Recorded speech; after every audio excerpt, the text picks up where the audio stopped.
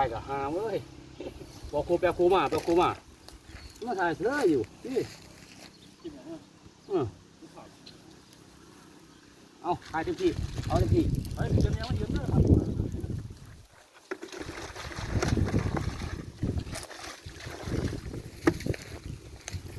เอาครับ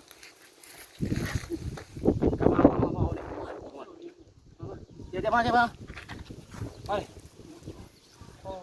เดี๋ยวปลาจ่อพวกกินดูกระแดกว่าเดี๋ยวตายวัวอยู่ข้าวเขาอยู่ข้าวเขาอยู่เอาไม่ข้างหลับหน่อยพวกนี้คุณดูหน่อยนะเอาคุณตะวันไม่ปล่อยไม่ได้คุณได้ไม่ให้ร้องคนเลยคุณดูหน่อยนี่เลยเขาพูดถึงน้อง